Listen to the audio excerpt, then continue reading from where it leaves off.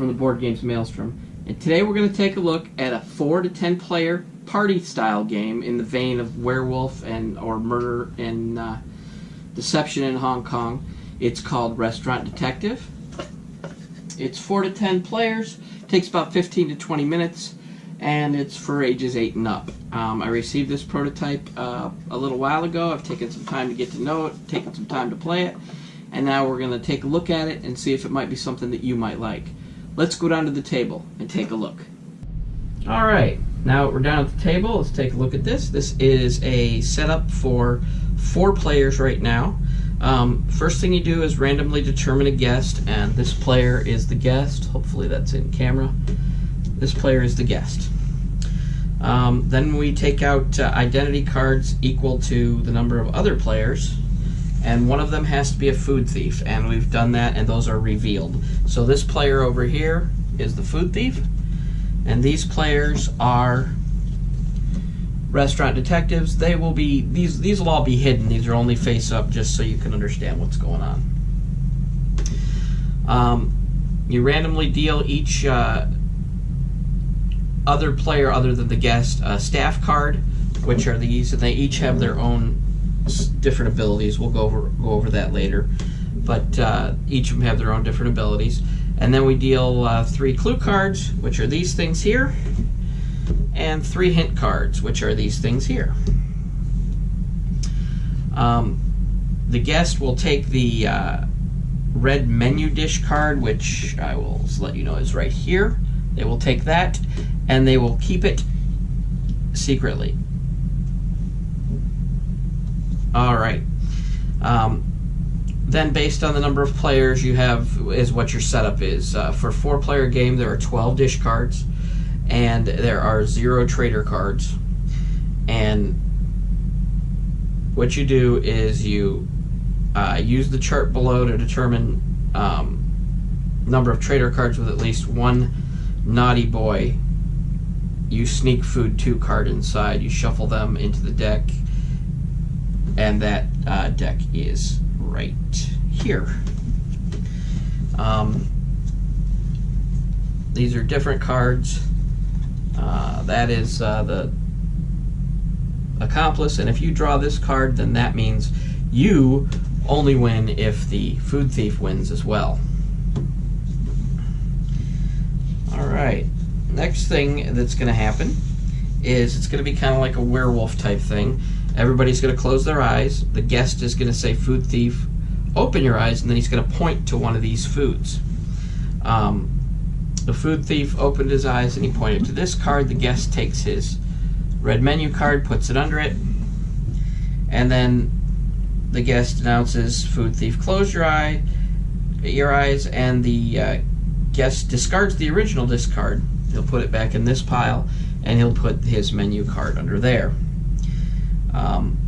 Then he draws 7 hint cards, which is this deck right here, and he tries to assign them to either a hint about the food, a hint about who is the food thief, or it's just not helpful and discard it face down there.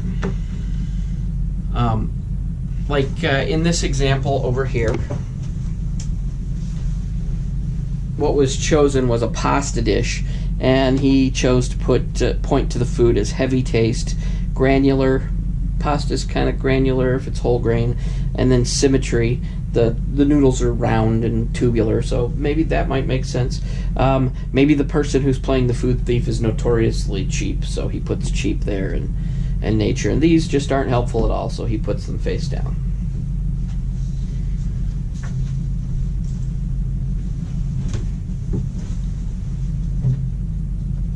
Alright, now gameplay. The player sitting on the left side of the guest starts his turn.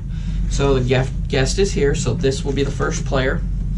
He reveals a dish card, so he'll take a look at this dish card, and it's just not the food. So I believe he puts it, I think he'll turn it over and put it face down, that way nobody else. But that's not the food. If it's a red dish card, you immediately reveal one of the trader cards from here, and that trader mechanism would kick in. The player draws a hint card, and then his turn ends. So he'll add a hint card to his hand, and then his turn ends.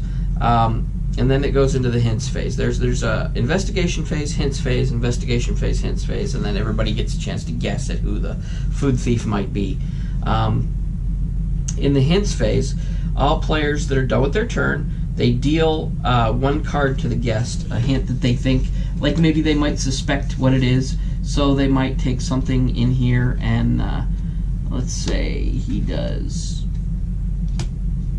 maybe he doesn't quite like the guy, or it's he's a little bit joking about who might be the food thief, so he gives him the homely card. Then this guy wonders if maybe the food is concave, so he gives him this card.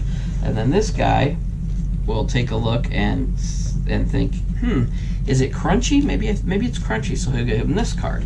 And at that point, the guest will attempt to point everyone to the clues, and then he thinks, oh, you know what, this guy is a little homely, so he'll put it there. And then he thinks pasta's not crunchy, so he turns that over. That's no good, and it's not really concave at all, so he turns that over. So that gives you hints and clues to what who the food thief might be, what the food might be, and basically what you do is you do this 2 rounds, and then everybody gets a chance to guess at who the food thief is. If the food thief is captured, the restaurant detectives win. If the food thief gets away with it, he wins, and then if there's a traitor, he wins also. And that's basically how you play the game. First of all, I'll tell you, this is a lot of fun. If you like Murder in Hong Kong, Murder and Deception in Hong Kong, you're going to like this one because it's very similar. The clues are given out a little bit differently, but it's similar in the way it's played. Each player has, I didn't go over their special abilities, so let me take a look at that real quick.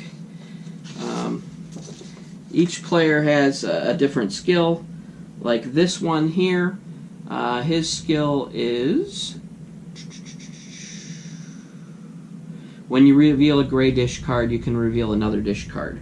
So if he had revealed this gray one, he could have picked another one. This one's ability, you draw 3 more hint cards during game setup, so they'd get 6. And this person's ability is, when you perform the menu action, you can keep 1 more hint card. Basically, that's the way it's played. I think it would be great in a large group. We played it with 4 once, and it was a lot of fun. I'm going to go ahead and give this a board game category rating of 3 out of 5. If you like this sort of game, if you like a party game, you're going to love this.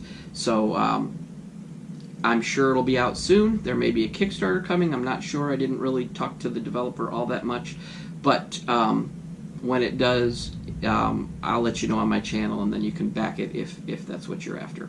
But until next time, thanks for stopping by the Board Games Maelstrom. Keep playing games.